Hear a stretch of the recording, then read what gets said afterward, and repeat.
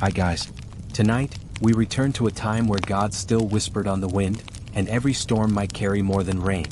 We begin in the age of heroes, ancient Greece, not as a mighty warrior or a legendary king, but as a man aboard a creaking, sun-bleached ship, following Odysseus. But before you get too comfortable, please like this video and subscribe, but only if you genuinely enjoy my stories. And let me know in the comments where you're watching from, and what time it is where you are. It's always fascinating to see who has joined us. The stories you may know are full of monsters and magic, but beneath the epic there was another truth. A quieter one. That of the sailors. Ordinary men bound by rope and oath, enduring endless hunger, sleepless fear, and the long, slow unraveling of a doomed voyage home. And then from there we'll shift to the mind behind the myth, to the island kingdoms that once ruled the seas, to the unearthed clues left in buried walls and broken pots, and finally, to the bright marble courtyards of those who never needed to sail at all. But first, close your eyes. Let the waves rock beneath you. Let the creak of the oarlocks, the salt on your lips, and the groan of distant rigging pull you back. To a ship without maps. To a crew with no way home. To the daily struggle of survival at sea, beneath the gaze of forgotten gods. Why you wouldn't survive as a sailor in Odysseus's crew. It starts before dawn. A deep cold settles into your bones as you peel your body from the damp planks of the deck. Your cloak is stiff with salt. Your stomach aches from the same dry rations. Lentils, onions, old bread soaked in seawater. Wine is gone. The amphory ran dry weeks ago. The sea is glassy and gray. You've been rowing since the sun last rose, and your hands are blistered beneath the leather straps. There are no sails today. The wind has turned, or perhaps the gods are playing with you again. You are one of many, no name, no title. Just a man who followed a king to war, and now rows endlessly in search of Ithaca. You've seen lands no man should see, giant cannibals, impossible storms, voices that call from the cliffs with promises that always end in death. But none of that is what makes this hard. It is the waiting, the aching, the knowing that your home is too far behind and never quite ahead. Each morning you rise into uncertainty. Where is your captain? Sometimes he vanishes for days, lost in caves or whispering with goddesses. He says he carries the fate of men in his hands, but you only carry the oar. There is no privacy. You sleep where you row. You eat when someone remembers to pass down the bag of dried figs. You relieve yourself over the side. The ship smells of fish, sweat, and the constant rot of damp wood. There are no stars on cloudy nights. No sense of direction. The men whisper of mutiny but never out loud. Not since the others were turned to swine. You don't even ask how. You simply look away. Sometimes you anchor near shore in places the mapmakers never dreamed of. The land is quiet, too quiet. And when the first man disappears, no one speaks. You simply push off again, rowing hard until the trees are far behind. You miss the sound of dry earth beneath your feet. You miss olives fresh from the grove. You miss the laughter of your wife, or the soft wool of your daughter's tunic. But you cannot remember their faces anymore. Only waves. And when someone dies, there is no burial. No coins for the ferryman. Just a wrapped shape slipped quietly into the sea, with whispered prayers to Poseidon, or to no god at all. The days stretch. The sun burns. Your back is a tapestry of salt scars. Your eyes sting constantly. You've begun to talk to yourself. Still you row. You row because Odysseus says Ithaca is near. That the worst is behind you. That the gods have given a sign. But they always do, don't they? And you would not survive. Not a day. Not in this silence, this heat, this endless drift between storms and whispers and the sound of oars in water. This is not the tale the poets tell. This is the life beneath the legend. When we speak of Odysseus, we speak of Homer. But who was Homer? And was he anyone at all? Let's begin not with a man, but with a tradition. A long, slow chant passed from voice to voice. Imagine an old poet sitting cross-legged beside a fire, his voice low, deliberate, patient. Around him, a ring of listeners, some asleep, some halfway dreaming. The story is not his. He is only its current shape. In the 8th century BCE, or perhaps later, a man or many men began to speak of a war fought generations earlier. They told of a city with tall gates, of ships launched for love or pride, and of the long, impossible journey home. They used formulaic phrases repeated again and again: rosy-fingered dawn, wine-dark sea, swift-footed Achilles. Not to be poetic, but to remember. This was oral tradition. Not written. Not fixed. The story was a living thing. It changed a little with every telling. But the core remained, the rage of heroes. The cleverness of Odysseus. The will of the gods. We call him Homer. But no solid trace remains. No birth record. No tomb. Some say he was blind. Others say he never existed. That Homer is a name we gave to the many anonymous bards who shaped these stories over centuries. The Iliad and the Odyssey are different in tone. The Iliad is heavy, tragic, grounded in war and consequence. The Odyssey is dreamy, strange, wandering. Scholars have long wondered if the same mind could truly have made them both. Maybe one poet stitched older tales together. Or maybe many voices sang in different centuries. But whoever composed the Odyssey, they knew the rhythm of exile. They understood waiting, longing, hunger. They captured the feel of salt on cracked skin, the heavy sleep of sailors, the futility of resisting fate, and they wrapped it in myth. In this way, Homer was less a man than a mirror, a container for memory, for shared fears and hopes. He gave voice to the sailors who had no name, to the women waiting at looms, to the servants who knew better than to speak. The world of the Odyssey is not fantasy, it's reality layered in metaphor. Odysseus is clever, yes, but he is also violent, selfish, slow to learn. He forgets his men. He lies often. He weeps alone on foreign shores. Through him, Homer, or whoever carried these words, offered not a lesson but a reflection. Life was hard. The gods were fickle. Your journey might never end, and even if it did, home would not be the same. The power of the Odyssey lies not in its monsters, but in its silences, its pauses, the space between adventures where men rode and waited and faded, and the poet who gave them voice was likely never known at all. He lost palaces of Bronze Age Greece. Imagine waking before the sunrise in a land where kings ruled from stone halls and sea breezes carried the scent of crushed herbs and burning oil. The air is cool but heavy with meaning. All around you, the ground bears the quiet memory of footsteps, of servants, scribes, and queens who once moved through echoing passageways long swallowed by time. Long before Athens rose and Sparta marched, Greece was not a land of democracy or hoplites. It was a tapestry of small kingdoms, strung together by sea routes and diplomacy, rivalry and trade. And at the center of each kingdom stood its heart, a palace. Mycenae, Tiryns, Pylos, Knossos, names that sound like echoes, like stones dropped in deep water. These were not simple royal homes. They were the engines of civilization. Administrative centers where decisions were made, rituals performed, tributes collected. Their architecture was grand, their function complex. Each palace stood atop a hill or nestled beside a harbor, rising with terraces and staircases, their thick walls covered in vivid frescoes, lions leaping, dolphins dancing, bulls charging. Colors that once glowed in torchlight now crumble in the museum glass. They were cities unto themselves. They housed artisans, officials, guards, dancers, and priests. They stored oil in enormous jars taller than a man. They recorded everything, from the amount of wool dyed crimson to the number of oxen sacrificed at a feast. The clay tablets were pressed in neat rows with a curious script, Linear B, the earliest written form of Greek, deciphered only in the 20th century. And yet, these records are cold. They speak of numbers and commodities, of deliveries and inventories. They tell us nothing of the laughter that might have echoed through a courtyard at dusk, of a princess leaning from a balcony, watching the stars rise above the sea, of a craftsman whispering prayers as he carved a lion into stone. Knossos, on the island of Crete, was the largest and most elaborate of all. Its rooms curled and twisted like the coils of a snail's shell. Staircases turned on themselves. Corridors narrowed into sudden darkness. There were lustral basins, sunken, echoing chambers where water pooled and silence reigned. We still do not know what took place there. Purification? Ritual? Or something stranger? And it is from this palace that the myth of the Minotaur emerged. A creature locked within a labyrinth. A king who feted sacrifices. A hero who braved the maze and escaped with only a thread to guide him. Perhaps the palace itself inspired the legend.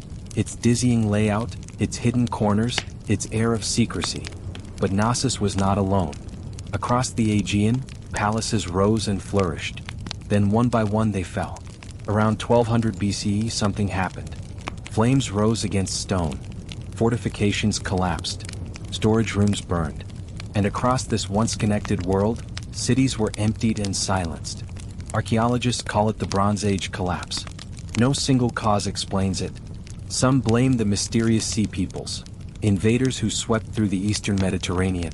Others suggest climate change, famine, internal rebellion, or the breakdown of complex trade systems. Still others think of earthquakes or a cascade of smaller events that together became too much to bear. What is strange is how complete it was. The palaces were not rebuilt. The scribes stopped writing. Linear B disappeared. It would be centuries before another writing system appeared in Greece.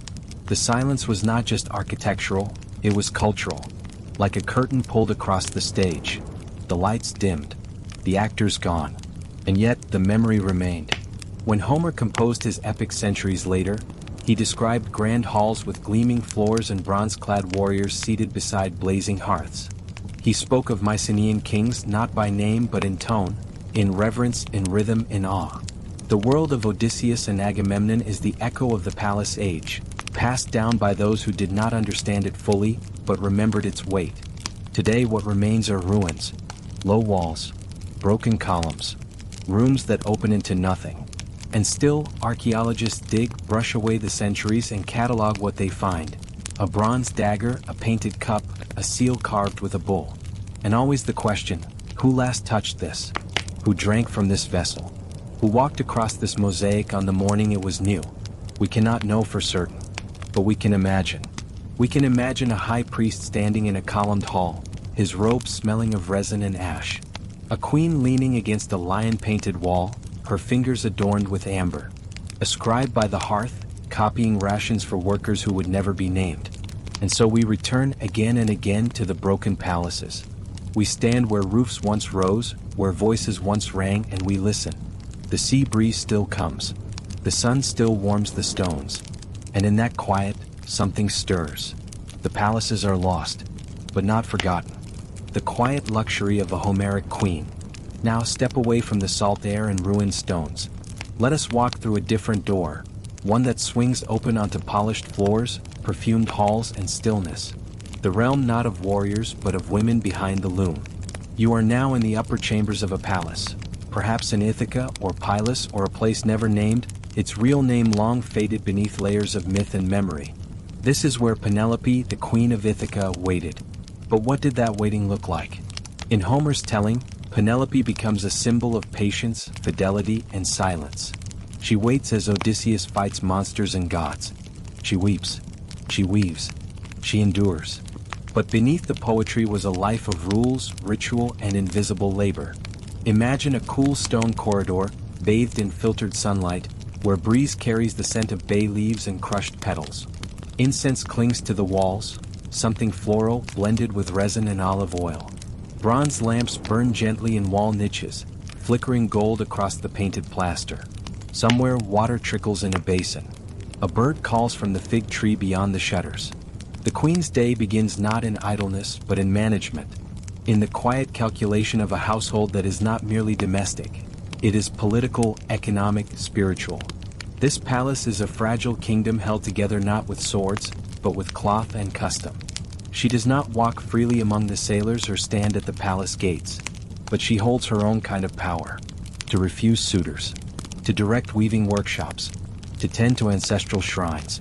She oversees storerooms of oil and honey, examines jars of herbs and amphorae of wine. She watches the grain tallies, approves the lists of laborers, hears disputes among the serving women. Her loom is both a tool and a symbol. She weaves by day in the sight of many. But at night she unravels her work alone, strand by strand, undoing the future they demand of her. Not only to delay remarriage, but to remain necessary. To hold time at bay. To preserve a place in a world that wants to move on without her. There is food, flatbreads warm from clay ovens, honeyed wine thick and dark, goat cheese wrapped in fig leaves and ash. A slave girl sings in the background, softly, perhaps repeating a melody passed down from generations of women. The air is warm with the scent of spiced meat and lavender. Musicians pluck lyres at feasts in the great hall, but their melodies rarely reach this quiet chamber. Her garments are soft, woven wool dyed with rare, expensive purples and deep reds. The dyes are painstakingly made from crushed shellfish, boiled roots, and sacred flowers. Each thread has a price, each color a status. A bronze mirror rests on a carved wooden stand. Her hair is coiled into intricate braids by practiced hands, Each strand pulled, twisted, pinned with silent precision. A single golden comb gleams like a miniature scepter. Visitors come, but they are always men. Always asking. Always demanding something. Answers, decisions, tribute, affection. They bring gifts and expectations. They bow, but not from reverence. Always she receives them with measured calm. Always she returns to her loom. This luxury is not idle. It is weighted. Every smile must be measured. Every glance meaningful. Every word a calculation. It is a world where silence can hold more weight than speech, where the refusal to answer becomes its own kind of law. And when the suitors arrive, arrogant, loud, drunken, her world contracts even further. They fill the halls with their laughter and their boots. They throw bones from the feast onto the polished floors. They bicker over her body as though she were a prize. Still she waits. She listens. She gathers names and intentions. She endures. Her maids murmur among themselves. The palace servants grow weary. The gods remain silent. But Penelope endures. Because her luxury is not leisure.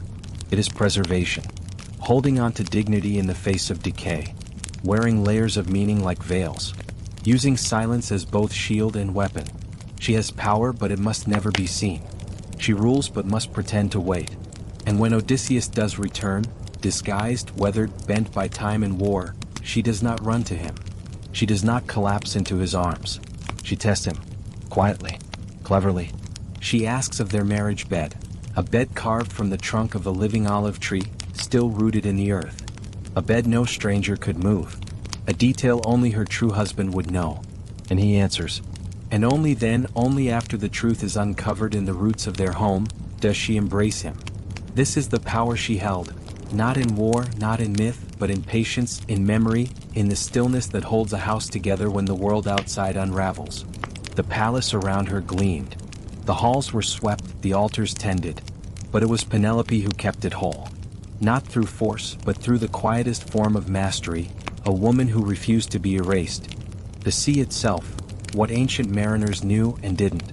Long before sextants and compasses, before telescopes scanned horizons or charts mapped coastlines, the sea was not measured. It was memorized. To sail in the Bronze Age or early Iron Age was not an act of science, but of listening. To the wind, to the sky, to the breathing of the waves. Each voyage was a recitation, a kind of oral geometry, passed from sailor to sailor. Directions were not given in degrees but in stories. Landmarks were told in verse. You didn't read the sea. You remembered it. Imagine standing at the prow of a shallow-hulled merchant vessel, the kind carved from cypress or pine, sealed with pitch. The sail above you is square, patched, and fluttering, more banner than blade. The oarsmen rest in silence, waiting for wind. You grip the rail, the salt drying in flakes along your fingers. The water is green-blue beneath, dimpled with sunlight and shadow. You watch for signs, a sudden shift in current, a ripple that moves against the wind, a cloud that wasn't there before. Dolphins might mean land, but so could sirens. The sea was a place of riddles. Greek sailors and the seafarers before them, the Minoans, the Phoenicians, did not understand tides in the way we do today. They saw the moon but did not yet trace its pull on water. The idea that celestial bodies could move oceans had not yet occurred. And so, a rising tide could be an omen. A vanishing beach, a curse. A sudden calm, the breath of a god. Poseidon, god of the sea, was not a distant metaphor. He was real. His moods were the moods of the deep. Earthquakes were his footsteps. Whirlpools his laughter. Storms his displeasure. To sail was to trespass into his domain. And so, the offerings. Some sailors cast coins or small figures into the water before each journey. Others fasted or burned herbs. A goat might be sacrificed at the shore. Superstition was not folly, it was a code of conduct. A form of negotiation. It was survival disguised as belief. There were no lighthouses, only fires lit by watchers on cliff tops. A single flame might mean safe harbor, or warning. A change in wind might carry you far off course and there would be no rescue. No charts. No signal flares. Only memory. And every new coastline brought its own risks. Some shores were gentle, ringed with sandy coves and friendly villages. Others were cruel, jagged with rocks that lay just below the surface. Some bays were home to unfamiliar diseases, fevers that crept in under the skin, or poisoned waters that left men blind. And not every port welcomed strangers. A foreign sail could mean trade, or it could mean invasion. Still they sailed. From Cyprus to Sicily. From the mouth of the Nile to the black cliffs of Thera. From the burning beaches of Troy to the market harbors of Sidon and Byblos. Even westward, toward the horizon where the sun was said to be swallowed by night, and land became myth. They sailed in ships that leaked, with hulls sewn together by hand. They navigated by star patterns passed down in memory, the Pleiades, the Bear, Orion. They watched the birds, the color of the sea foam, the way the wind curled smoke. And if something seemed wrong, a dead calm, a strange gleam on the water, they waited, or turned back, or prayed. To survive the sea was not about conquest. It was about endurance, about the courage to leave shore without knowing if you'd return, about placing yourself in the hands of wind and chance, about remembering the song of a coastline you hadn't seen in years, and hoping the gods remembered you too. Many did not return. Wrecks littered the shallows. Sunken amphorae, lost axes, anchors made of stone. The sea gave nothing back. Families waited on cliffs, watching each morning, hoping for sails that never came. And yet the trade persisted. Bronze tools, lapis from Afghanistan, wine, oil, papyrus, and purple dye, these things moved across the water. Ideas too. Myths bled from port to port, gods changed names, rituals shifted shapes. The sea, dangerous and unknowable, was also a bridge. And so the memory deepened. The routes refined. Songs were sung that told of stars and safe harbors. Children listened. And when they grew, they stepped into boats just as their fathers had. Even today, the wind in the Aegean carries that same salt, that same mystery. The sea is mapped now and measured. Satellites track its currents. Ships cross it in hours. But the old truths remain. That the sea is still not safe. That no map guarantees return. That somewhere far below, a clay jar still rests in the sand, sealed tight, waiting for the hands that lost it. And that the first sailors were not conquerors. They were listeners. Imagine this. You wake not to sunlight, but to a house darkened on purpose. The curtains are drawn, not because it is night, but because someone has died. It is cold. The fire burns low. Even footsteps sound muffled today.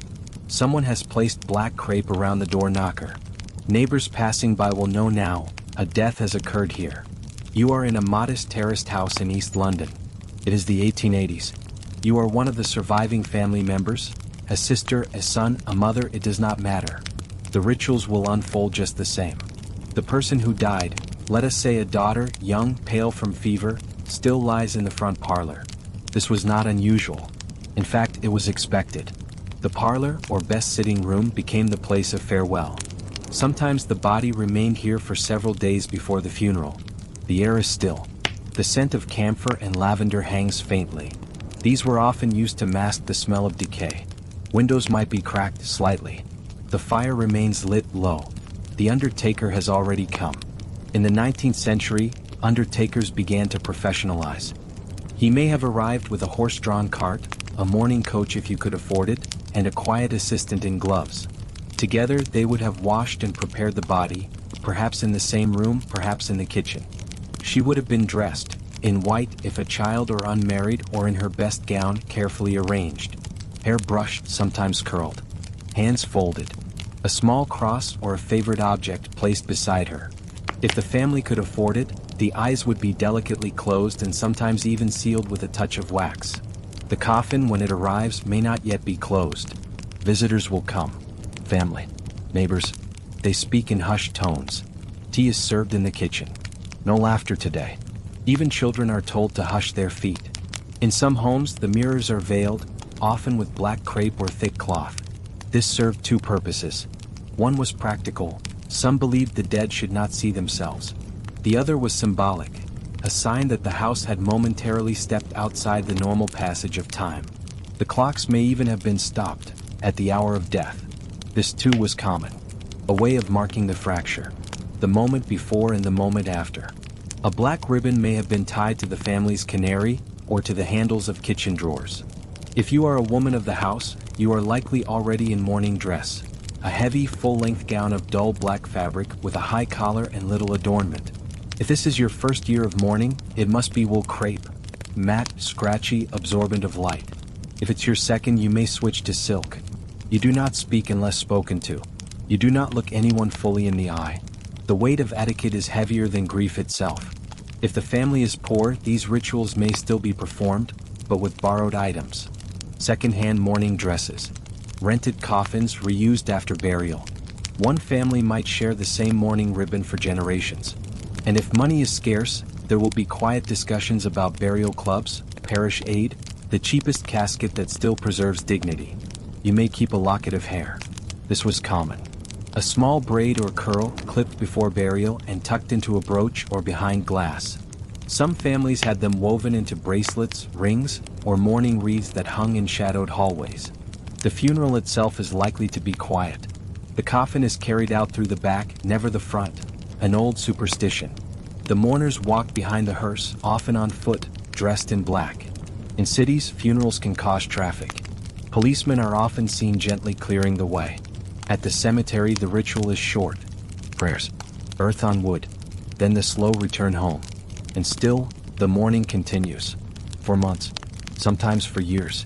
The black clothes, the quiet behavior, the empty seat at Sunday supper. In Victorian England, death did not end with the funeral. It lived on quietly in the rituals of the home, in the objects left behind, in the rhythms of absence. To lose someone was not just private pain.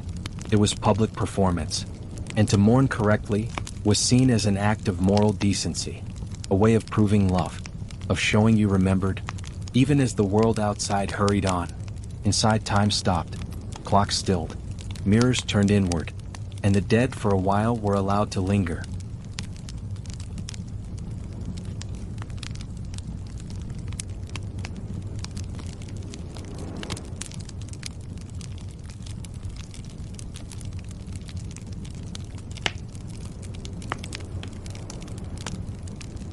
It is the winter of 1861.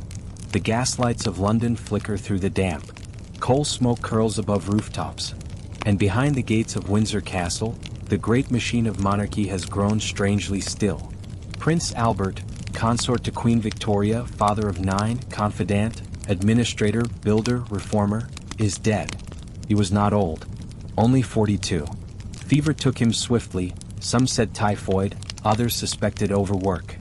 He died on a quiet December night in the Blue Room at Windsor. The Queen at his side. His children nearby. The doctors helpless. The stillness that followed was more than personal. It was national. Queen Victoria would mourn him for the rest of her life, not in passing, but with deliberate, ritualized devotion. And through her example, the Victorian culture of mourning would take root more deeply than ever before. In the days after Albert's death, the Queen shut herself away. Not just from politics or society, but from the very gaze of her people. She withdrew from public appearances almost entirely. When she did appear, she was swathed in layers of black, her face pale, her voice reduced to whispers. She slept in rooms where he once walked. She preserved his clothing, his razors, even his handwritten notes, exactly where he had left them. His inkwell was not moved. His dressing gown hung always nearby. At Windsor, Osborne, and Balmoral, she built private shrines, small rooms, portraits, statues, inscriptions, places where the memory of Albert could remain intact, unspoiled by time. And through this deeply personal grief, a template emerged. Mourning was no longer just a family matter. It became a duty, a decorum, a quiet ceremony that extended far beyond the palace gates. The people watching their queen adopted her patterns. Mourning clothes became more formalized. Not just black, but precise shades and fabrics. Jet jewelry, made from fossilized wood, became fashionable. Letters began to be edged in black ink or bordered with black lines. Newspapers carried crepe borders and published funeral poems. Merchants adapted quickly. Mourning warehouses opened in London and other cities, selling everything from gloves to hats, fans to stationery, all in subdued tones. Entire industries formed around the rituals of loss. Victoria's household was plunged into a state of long mourning. Servants were issued new uniforms. Portraits were draped. Court balls were cancelled. Even Christmas was subdued, the laughter of children hushed in the long shadow of absence. And yet, there was more than grief at play. There was image, symbol, power. Victoria understood that her mourning was not just her own. It was now national theater. A performance of loyalty, of feminine devotion, of moral seriousness. In refusing to remarry, in dressing in black until the end of her life, she carved herself into history as the eternal widow, a symbol of constancy in a world of change. Even as decades passed, as her children grew, as the world industrialized around her, she remained in that pose of sorrow, unmoving, almost sacred. Albert was buried not at Westminster among kings, but at Frogmore near Windsor, a quieter place chosen by Victoria. There, she later built the Royal Mausoleum, an elaborate resting place in the style of a continental chapel. She visited it often, spoke of him often, consulted his memory even when making state decisions. Their love, or at least its idealized version, became a story told to a nation. One of moral purity, of private tenderness, of the noble family man. The story softened over time. His flaws were rounded off. His ambitions tucked gently beneath velvet memories. Through it all, the Queen's mourning remained unshaken. When she died in 1901, 40 years after Albert, she was buried beside him. In her hand, a photograph of him. At her side, a lock of his hair. The world outside had changed. Electric lights, trains, telegraphs, empire. But within the Queen's gaze, Albert had never truly left. Her mourning, so all-encompassing, so public, helped define an entire era. It taught the middle classes how to grieve with dignity. It gave women a model of strength through sorrow. It gave merchants a new clientele. And it shaped Victorian England into a culture where grief became visible, respectable, even beautiful in its own way. But it began in silence, in a blue room, with the still breath of a man who had given everything to the future, and a woman who could not let go of the past.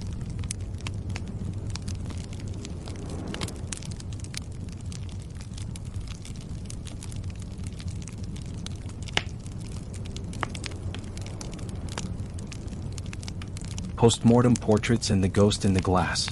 Let us turn now to an image, a photograph, sepia-toned, faintly blurred at the edges. It shows a young child sitting on a wooden chair, dressed in fine clothes, face pale, eyes half-lidded. Her siblings flank her. Their faces are sharp, alert, or still, not sleeping, but gone. This was not unusual in Victorian England. In fact, it was part of a gentle, aching tradition. These were postmortem portraits, photographs taken of the dead. At first glance, they may startle the modern viewer, but for Victorians they were a way of holding on, of making absence visible, of turning the final moment into something that could be kept. Photography was still young in the 1840s. It was expensive, formal, slow. To sit for a photograph was not casual. It was ceremonial. And for many, especially in working or rural families, it might be the only photograph they would ever possess, in life or in death. When a loved one died, especially a child, families often called in a photographer. He would arrive, not hurried but quiet, with heavy equipment in a wooden box. Plates, chemicals, a long tripod, a black cloth. The room was prepared. Sometimes the deceased was laid on a bed, posed as if asleep. More often they were seated, propped. Eyes closed, hands folded. In some portraits, eyes were painted onto closed lids afterward, to create the illusion of life. In others, living family members held the body upright, their faces blurred by movement during the long exposure. These images were not meant to be morbid. They were meant to be comforting, gentle. A way of saying, this was her face, this was his dress, this was the way she sat when the sun came through the window. The photographs were often small, placed in lockets, set behind glass and mourning jewelry, framed and placed discreetly on mantels, surrounded by dried flowers or locks of hair. They were tokens, echoes, proof that someone had been loved. In wealthier households, painters once created deathbed portraits, oil renderings of the deceased, usually in bed, surrounded by family. But photography democratized the tradition. Even modest families could save enough to commission a single plate. Over time, certain visual motifs emerged. The child with a favorite toy, the infant swaddled in lace, the adult posed with a prayer book, always dressed in their best clothes, always with an air of peace. Not all were successful. Sometimes the exposure failed. Sometimes the expression seemed uncanny. But even then, families often kept them. It was not perfection they wanted. It was memory. And from these solemn images, another belief quietly bloomed. The idea that photography might do more than preserve the body. It might capture the spirit. By the late 1860s, spirit photography had taken hold in Britain and America alike. These were images in which faint, ghostly figures seemed to hover beside the living, often presumed to be deceased relatives. At first, they were accidents, overlays, chemical shadows. But soon, photographers began to create them intentionally. Whether for comfort or profit, no one entirely knew. Mourning families would sit stiffly, and behind them, in the developed plate, a translucent figure would appear. A veiled woman. A child's face in the upper corner. A faint hand on the shoulder. Were they tricks? Most likely. But they were also balm. In a time when death came suddenly, when medicine was uncertain, when religion strained to explain every loss, the idea that a loved one might linger just faintly in silver nitrate and glass was irresistible. It was not uncommon for these portraits to be kept in albums, passed hand to hand at the parlor table, not as horror but as longing. Some were even framed and placed next to living portraits, family members together, even if one had already crossed the threshold. Hair too was a powerful keepsake. It did not decay like flesh. It could be woven into patterns, placed in rings, or shaped into entire mourning wreaths. Photographs and hair were often paired, tokens of identity, physical and visual, that allowed grief to take form. Today, many of these images survive. Some misidentified, some anonymous. Their names forgotten, but their faces preserved. The child in the chair. The man with one hand folded. The mother cradling a baby who no longer breathes. They remind us that for the Victorians, death was not separate from daily life. It lived in the parlor. It hung on the wall. It was mourned not with silence alone, but with attention. Photographs allowed the dead to stay a little longer, to remain among the living in some quiet way. And even now, when we look at them, in archives and old albums behind museum glass, there is a hush. Not fear, not revulsion, but something gentler. Recognition, perhaps, or memory stirring like light behind a curtain.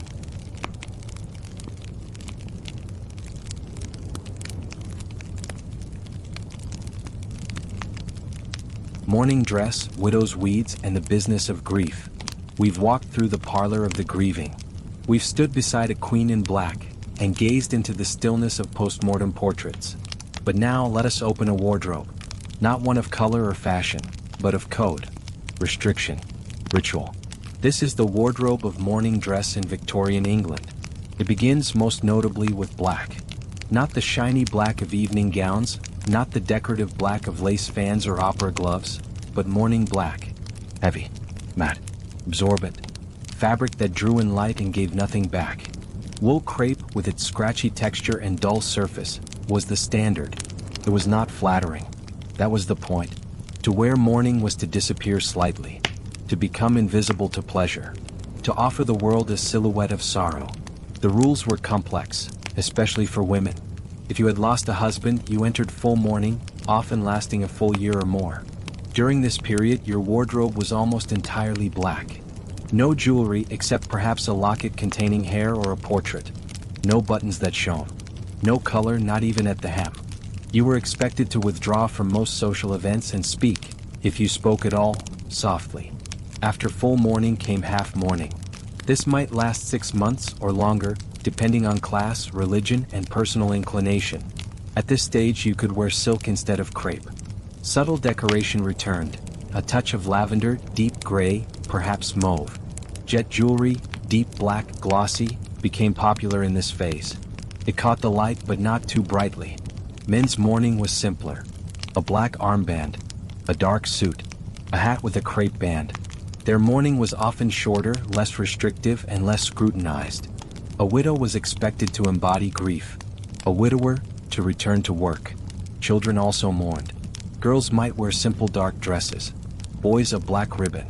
And among the upper classes, mourning attire could be dictated by social expectation as much as feeling. A noblewoman might wear black for a cousin she barely knew, because society would expect it. All of this, of course, came at a cost. A full mourning wardrobe required multiple garments. Indoor wear, walking dresses, outerwear, gloves, veils, shoes, hats. and they had to be obtained quickly, sometimes within a day or two of death. Not every family could afford it. Not every family even had the closet space. But by the mid-19th century, a solution had appeared: mourning warehouses. These were specialty shops, often located in large cities like London or Edinburgh, that sold everything a grieving family might need. Not just clothing but stationery, black-bordered handkerchiefs, veils, fans, umbrellas, even mourning dolls for children. Jay's Mourning Warehouse on Regent Street was among the most famous. Its shop windows were filled with jet jewelry, somber mannequins, and bolts of crepe. Wealthy families would visit discreetly, sometimes entering through side doors to avoid being seen shopping for sorrow. Some shops offered mourning by appointment, where an entire family could be fitted and outfitted with appropriate garments, all within hours. It was both practical and performative. Mourning had become not only ritual but industry. The middle classes, eager to emulate aristocratic codes of respectability, adopted mourning customs with particular seriousness. For families rising in social rank, visible grief was a way of proving refinement. To mourn well was to demonstrate good character, restraint, loyalty, moral dignity. Even correspondence changed. Letters were written on black-bordered paper. Envelopes bore wide black stripes.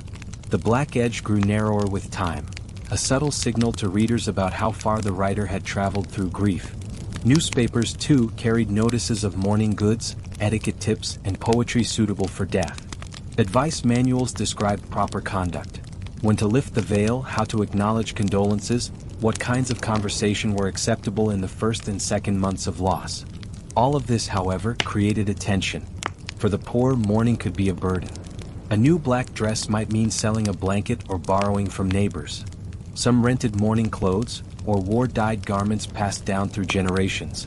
Others went into debt to appear properly grief-stricken, for fear of judgment or disgrace. And yet, even among those with little, the desire to mourn visibly was strong. Grief, after all, is not less real for being poor. The rituals, even borrowed or improvised, offered structure, dignity, and a sense of participation in a larger world of remembrance. Mourning, for the Victorians, was not meant to end grief. It was meant to contain it, to shape it, to wear sorrow like a second skin until time and fabric wore thin. Eventually, the clothes were folded away. The black ribbons were removed. The letter paper returned to white. But the practice left its mark, not just in drawers and wardrobes but in the mind. To this day, echoes remain. We still speak of wearing black, of proper mourning, of the respectful hush at a funeral, of the way silence sometimes says more than speech. In Victorian England, they dressed for grief. They codified it, measured it, stitched it into garments. Not because they loved death, but because they loved those it took away. And they believed, perhaps more deeply than we do now, that to mourn with care was to honor the shape someone once filled, and to preserve, in fabric and form, a love that did not die.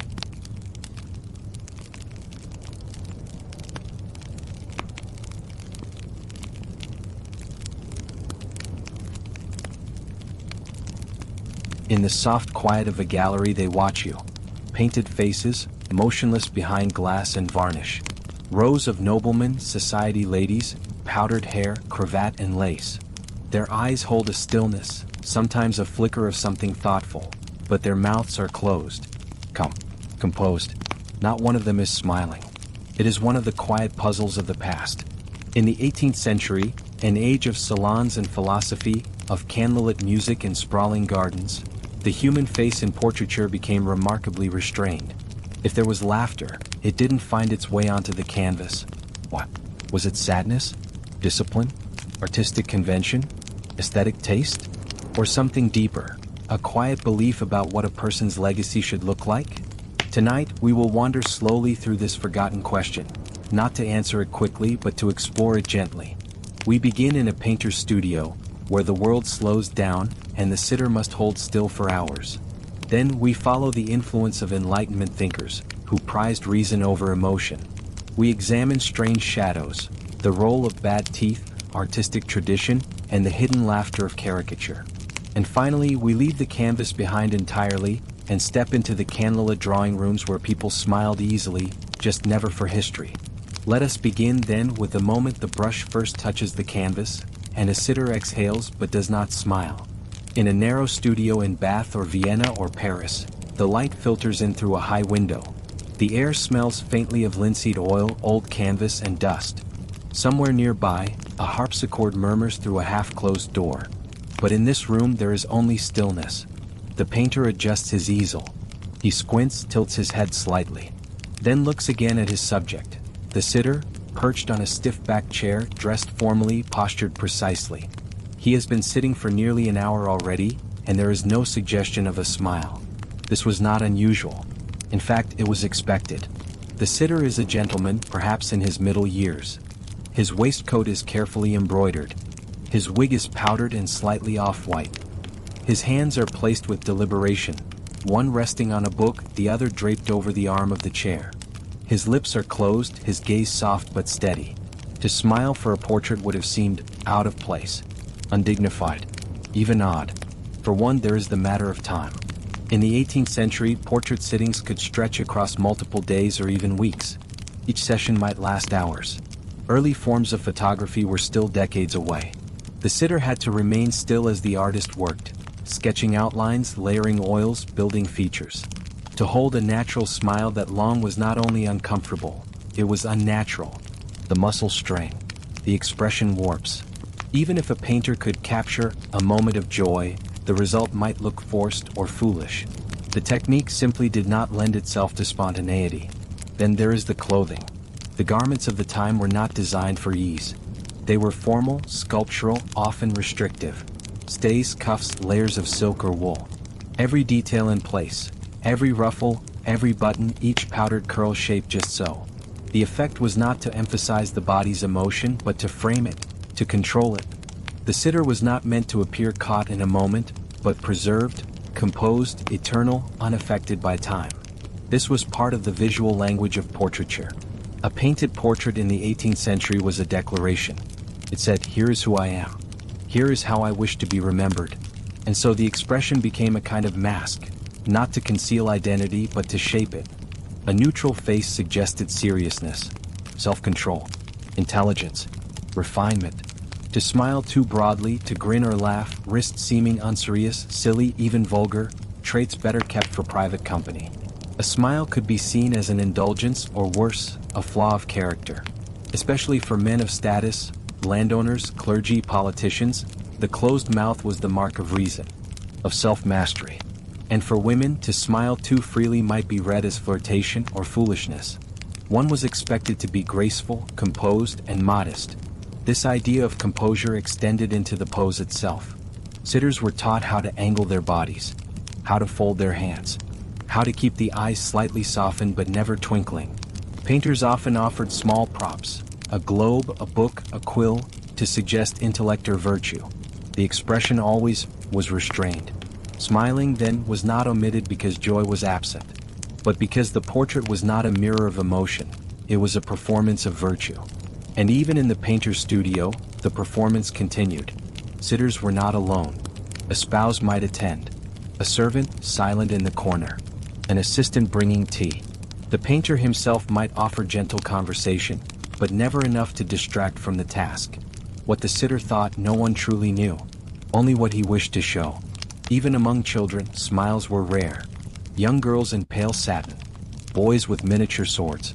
Their faces composed, their innocence framed by formality. And so, across Europe, the painted faces of the 1700s remain, calm, polished, never quite meeting the viewer's gaze. Their silence is not sternness. It is poise. They do not smile. Because the act of being remembered required something different. Not joy but dignity. Not personality but posterity. Behind the canvas they may have laughed, but in front of it, they held their breath, and left only stillness behind.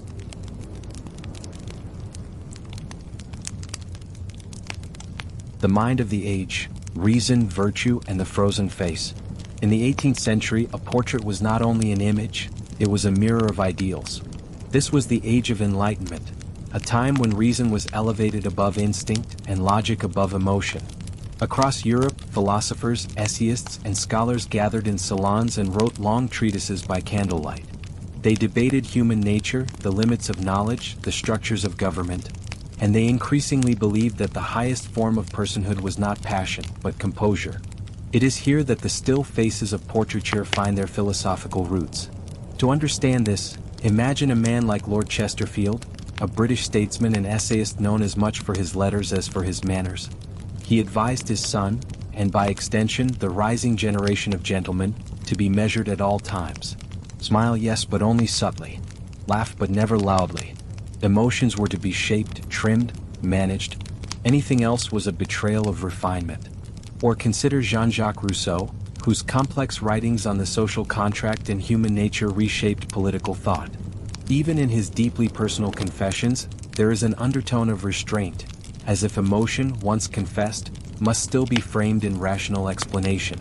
For these thinkers and their audiences, the body was a vessel not for instinct but for virtue. One's expression, posture, and presentation were all part of a public self, one that must communicate education, seriousness, and inner discipline. A painted portrait then was not a snapshot. It was a moral claim. The philosopher David Hume, though more open to emotion than many of his contemporaries, still viewed moderation as the heart of ethics. A smile, in paint, could suggest frivolity. A laugh could be interpreted as weakness. Better to present oneself as calm, reflective, and still. Even the scientific thinkers of the day preferred order. Carl Linnaeus cataloged the natural world into clean categories. Isaac Newton turned the movements of the heavens into equations. This love of symmetry, clarity, and control extended beyond laboratories and into the art that hung on the walls of drawing rooms. It is important to remember that many of these portraits were commissioned with specific intent. A nobleman might request to be painted with a map, to suggest his knowledge of the world. A lady might be shown with a book or with her children arranged around her. Every element was purposeful. The face in particular was chosen carefully. Artists and sitters alike believed that the human face, when at rest, revealed the most truth. Not the fleeting truth of laughter or surprise, but the deeper truth of character. Seriousness therefore became not only acceptable, but virtuous. This belief drew from older artistic traditions.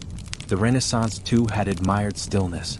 Leonardo da Vinci's Mona Lisa, faint smile aside, is a portrait of supreme control. Her hands folded, her gaze direct.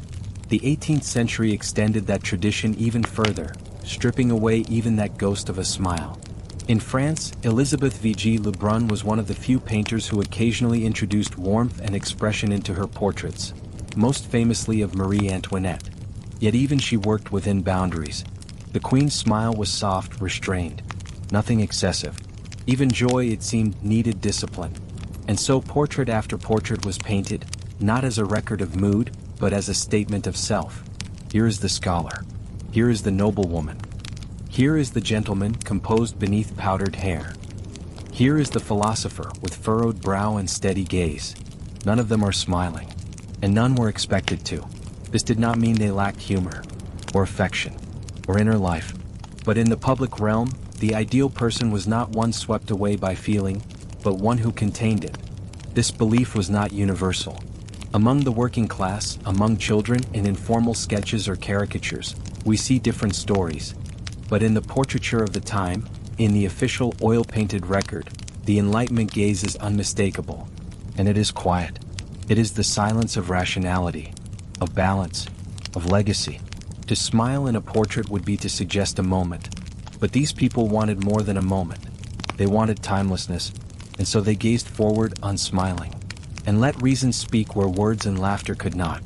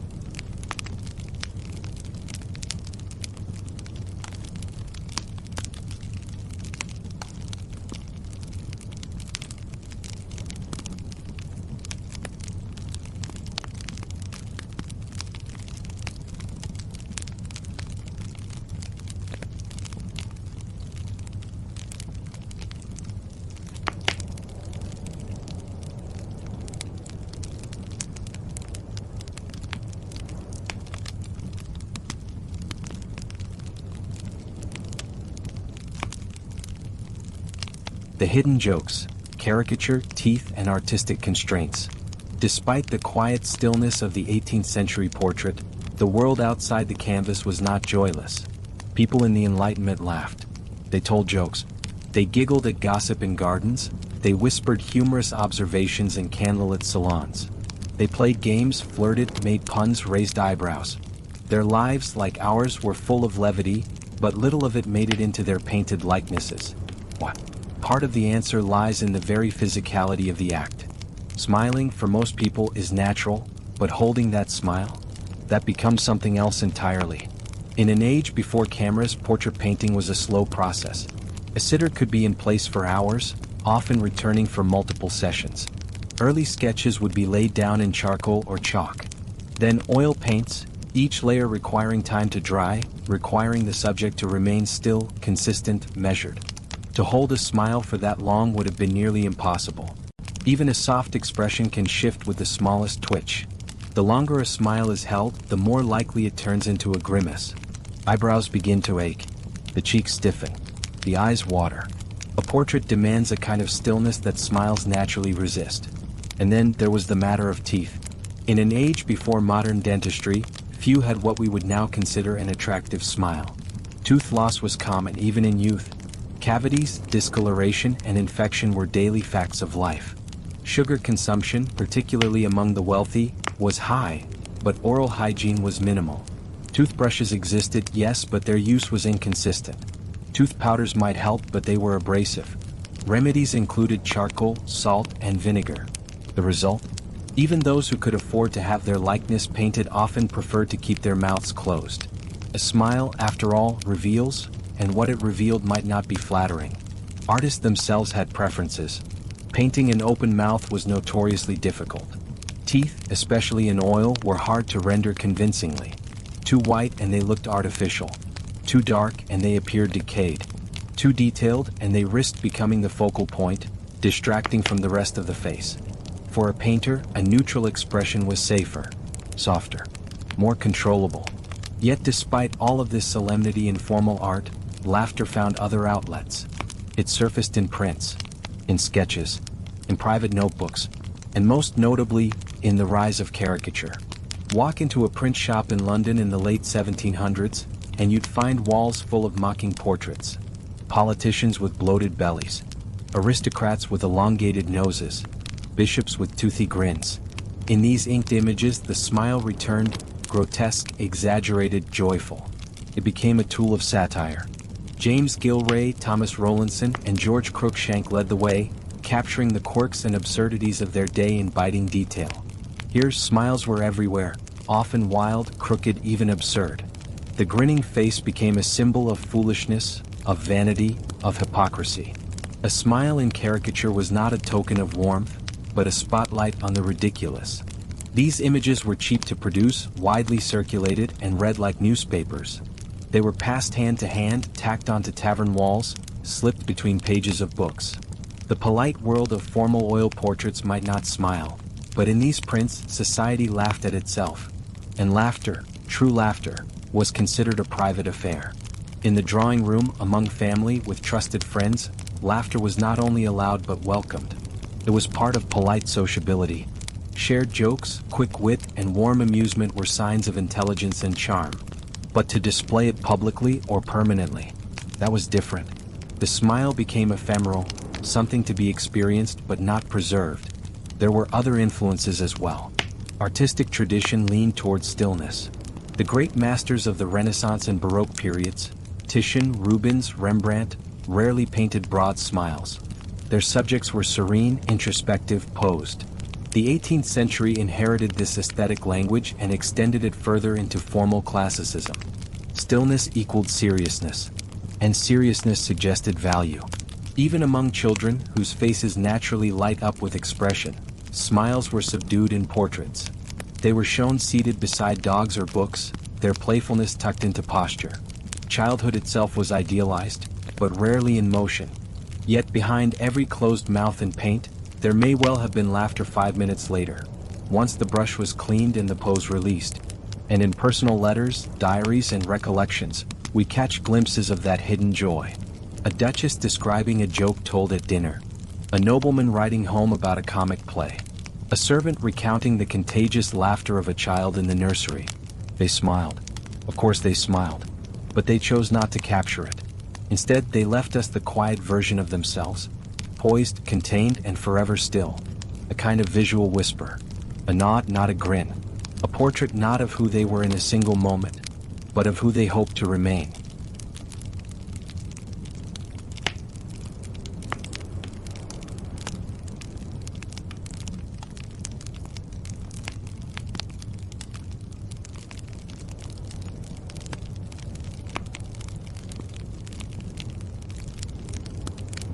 Inside the drawing room, where the laughter actually happened, the gallery walls are lined with stillness.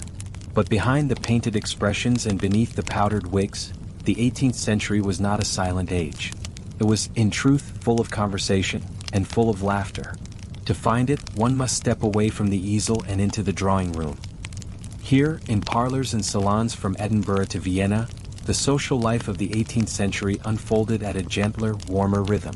The drawing room, so named because guests would withdraw to it after a meal, became the heart of domestic sociability among the elite and rising middle classes.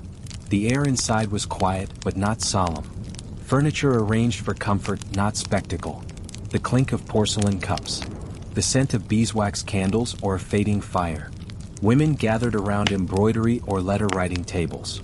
Men speaking in low tones about politics or poetry. But as the evening wore on, something softened. Stories were told. Games played. Harpsichords opened. And gradually smiles returned. Laughter lived here. Not the wild, belly-shaking kind of taverns or fairs, but the restrained, sparkling kind. The kind exchanged through shared glances, lifted eyebrows, or the slow crescendo of amused voices in a room of polished floors and curtained windows. Visitors to homes like these often recorded their impressions. In letters and journals, we find hints of warmth, wit, and relaxed joy.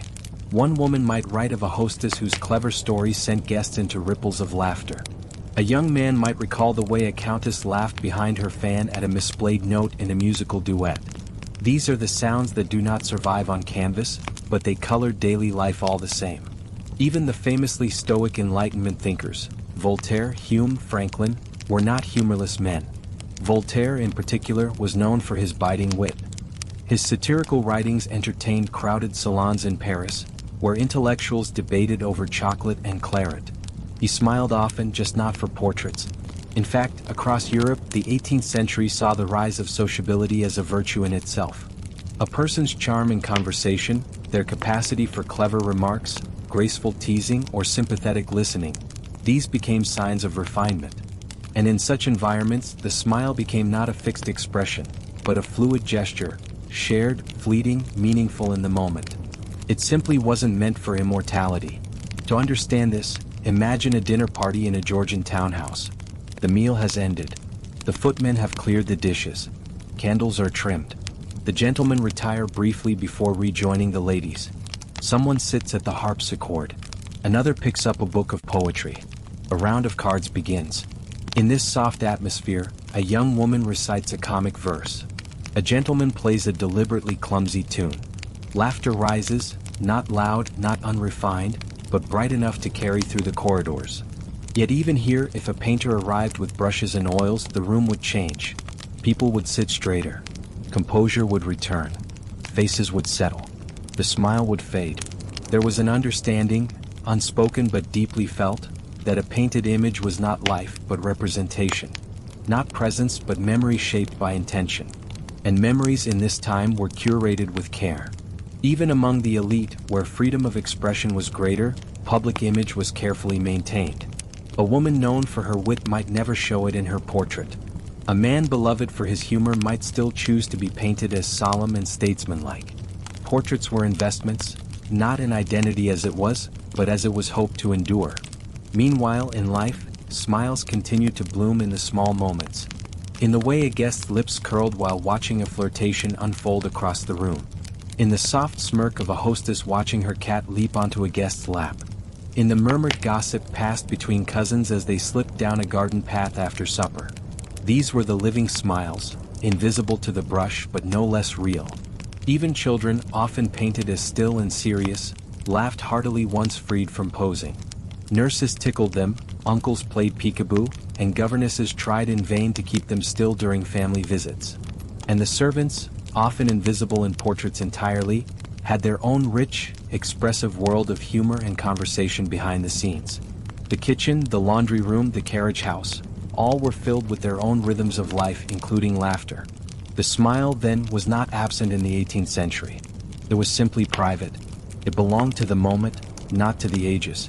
It danced across faces, lived in evenings, passed through conversation. And then it was gone. The portraits remain, silent and serene. They tell us what people valued, but not always what they felt.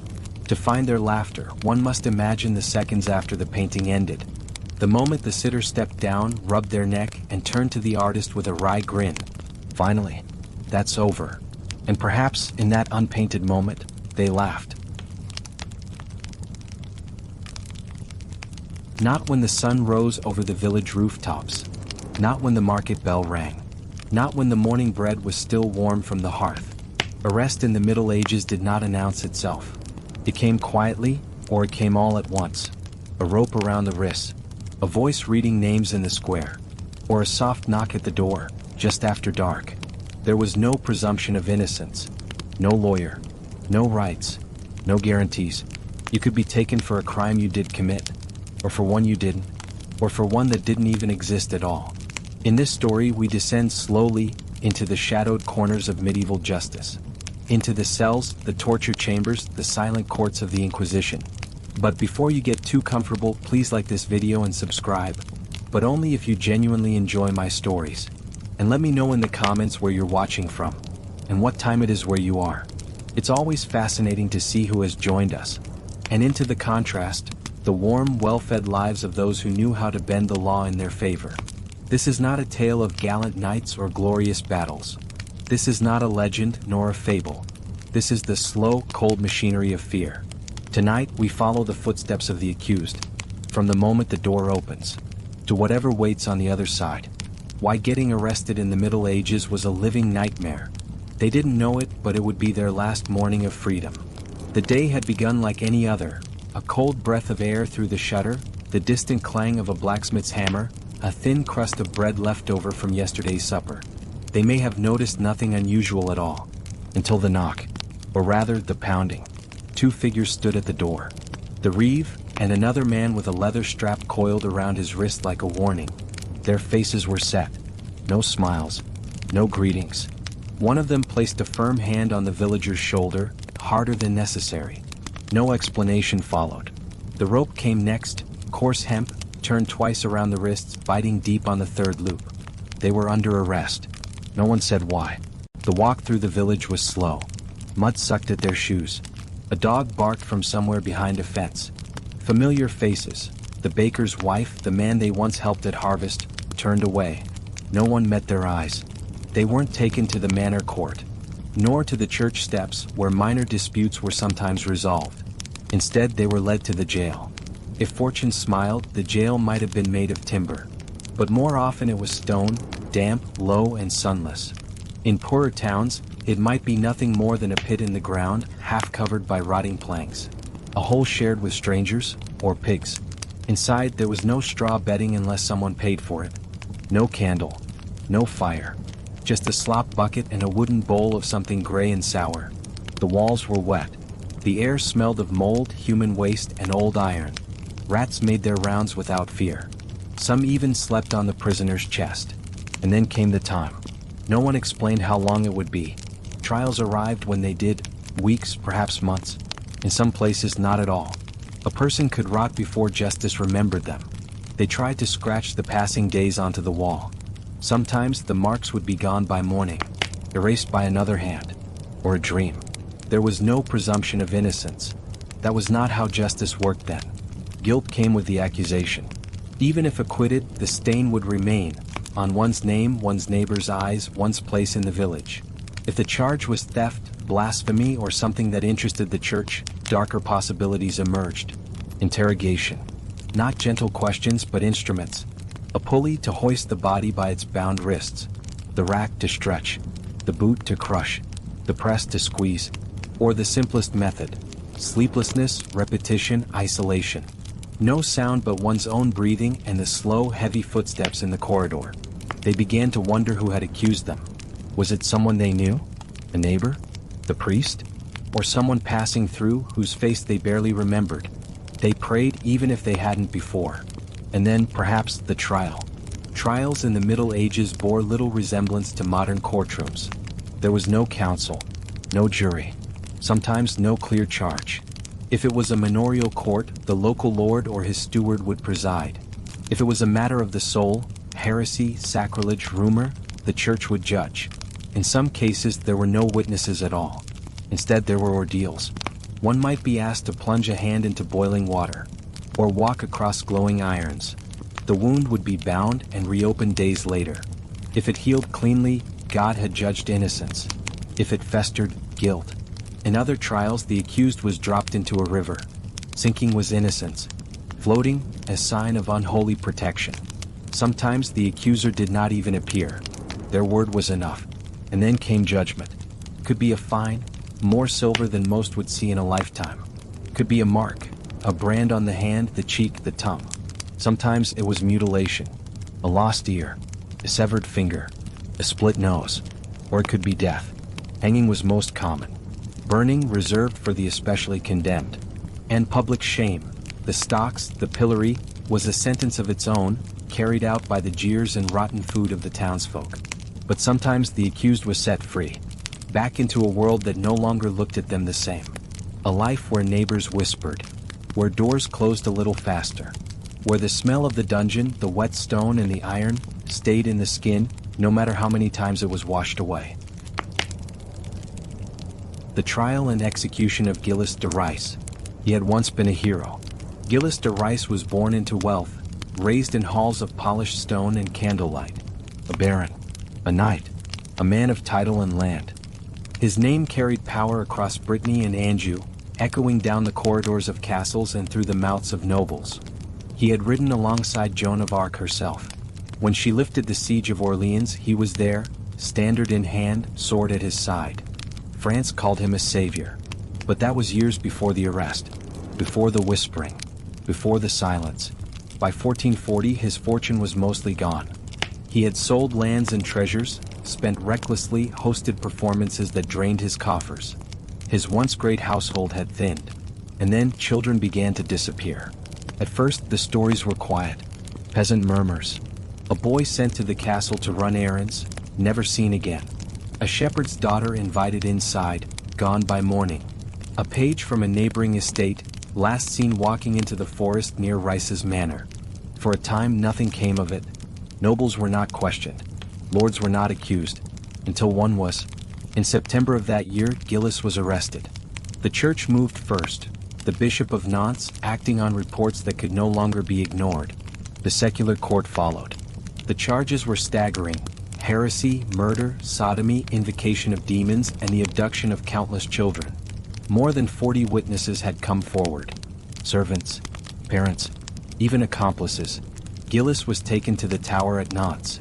His cell was dry, cold, and lined in stone. He was no longer a baron. He was simply a prisoner. The trial was unlike any other of its time. 2 courts presided, ecclesiastical and secular. 2 sets of judges. 2 kinds of punishment. One concerned with the soul, the other with the law of the land. At first, Gilles refused to answer. He denied the church's authority. He demanded to face his accusers directly, to know what was being said in the chambers behind him. He was met with silence, then with pain. Records suggest torture was applied, briefly but effectively. Whether on the rack, by pulley, or simply through the darkness of the cell, it worked. Gilles confessed. He described acts that stunned the court, luring children to his manors with gifts, games, promises of work, killing them sometimes by his own hand, praying to demons, bathing in their blood, or so he said. Whether the confessions were true, embellished, or forced remains debated. He named names, gave dates, begged for forgiveness. Some believe he had lost his grip on reality. Others believe he had been broken by pain. And still others believe he told the truth. The trial lasted weeks. The halls were packed. Nobles came to watch. Clerics listened with stony faces. The parchment filled quickly with ink. The accusations multiplied. Eventually, the church declared him guilty. So did the state. His sentence, death by hanging and burning. On the 26th of October 1440, Gilles de Rice was led to the scaffold at the Meadow of Beasts. A great crowd had gathered. The execution was to be theatrical, final, and unforgettable. He was calm, dressed in black. He spoke to the priest who walked beside him. He confessed once more publicly. He asked for mercy not from man but from God. He wept for the children, or said that he did. First he was hanged. Then his body was burned. Some accounts say that his body was retrieved before the flames consumed it, that his family was allowed to bury him in secret. Others say nothing remained but ash. In the years that followed, his story changed shape. Some believed he had been guilty of monstrous crimes, the likes of which Europe had rarely seen. Others believed he had been the victim of a plot. His lands coveted by the church, his name ruined to clear the way for a power grab. And some believed something darker still, that the man who once rode beside a saint had fallen into shadow, not through madness but by will. His legend became the seed of Bluebeard, the nobleman who locked young girls in a hidden room and killed them one by one. A fairy tale drawn from trial records. Horror softened into folklore. But beneath the stories, one truth remains. In the Middle Ages, even the powerful could fall. And when they did, it was never quiet.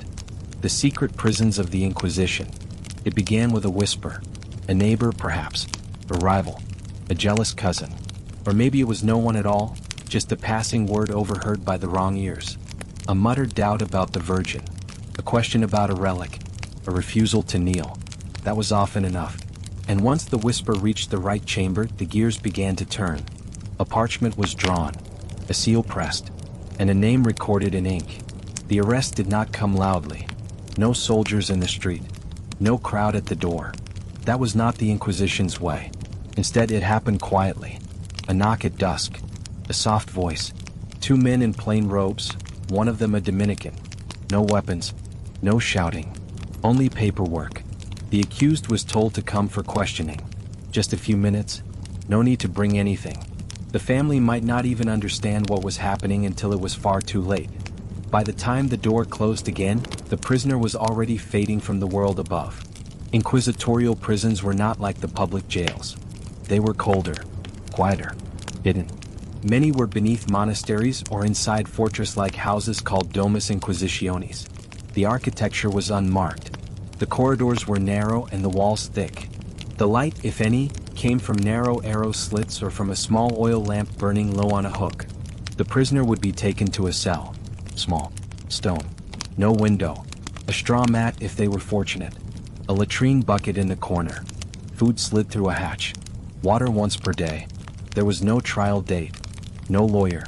And no knowledge of the charges. They were told simply, they had been accused of heresy. They were not told who had spoken. Days passed. Then weeks. Silence filled the cell like smoke. The prisoner might be questioned once, twice, then left again with no explanation. Some broke quickly.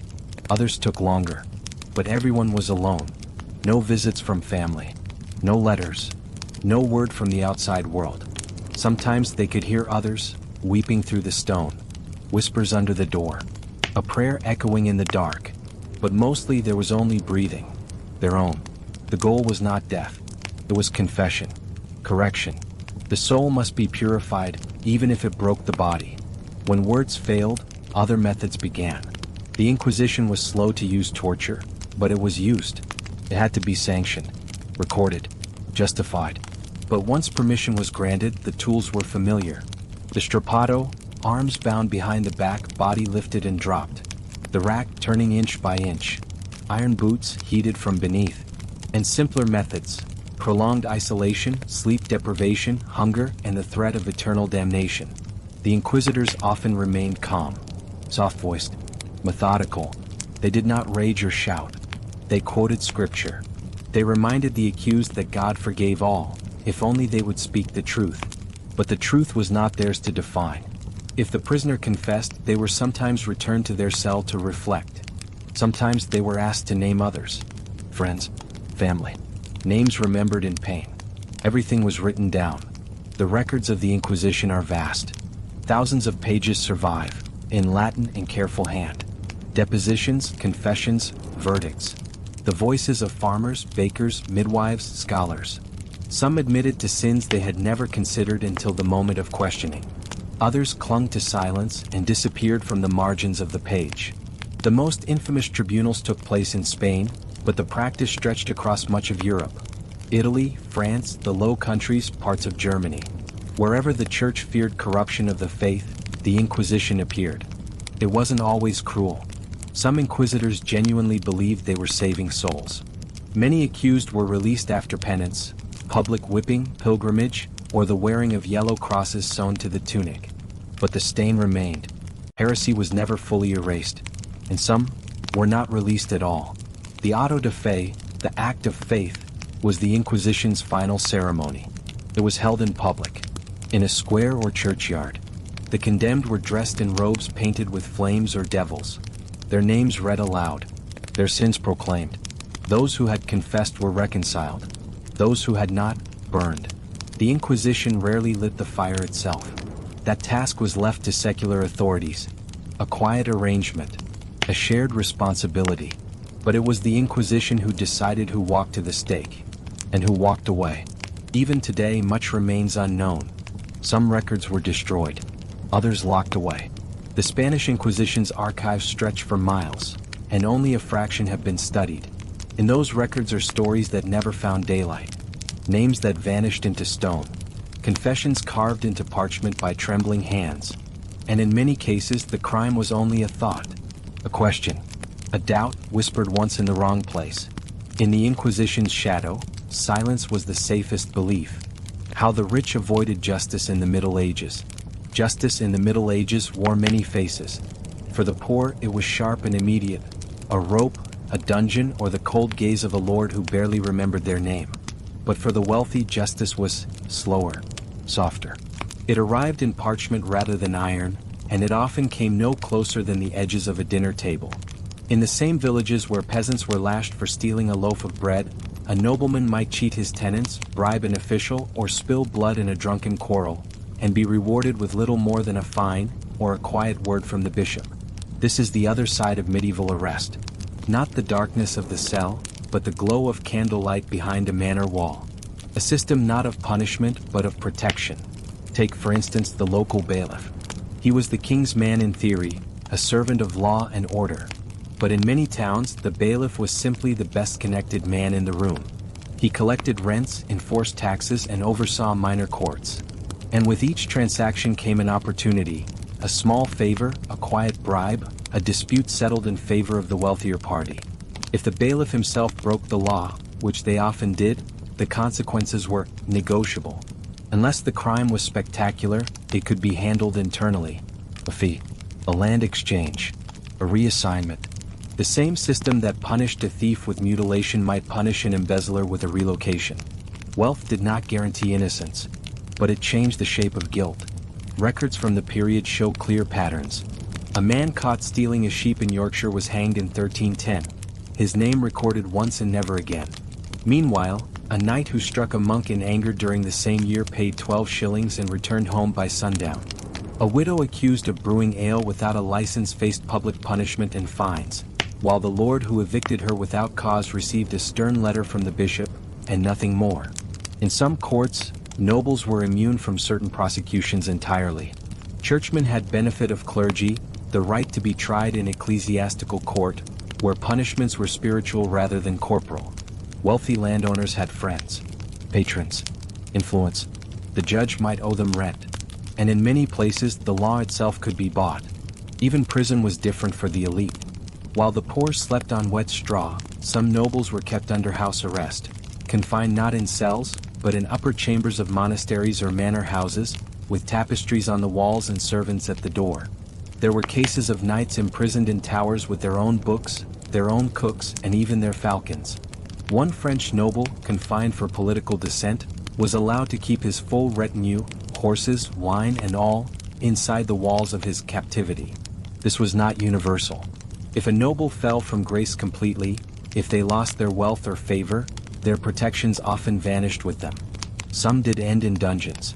Some ended at the scaffold. But even then their trials were slower, the words more careful, the rope perhaps cleaner. Still there were exceptions, times when even the rich could not run. In moments of crisis, revolts, famines, invasions, public anger rose. And when it did, someone had to fall. A corrupt lord who had taxed too heavily, a magistrate who ignored a famine, a bishop who lived too richly while his flock starved. When the crowd demanded justice, nobles could be stripped, tried, and punished, sometimes with theatrical speed.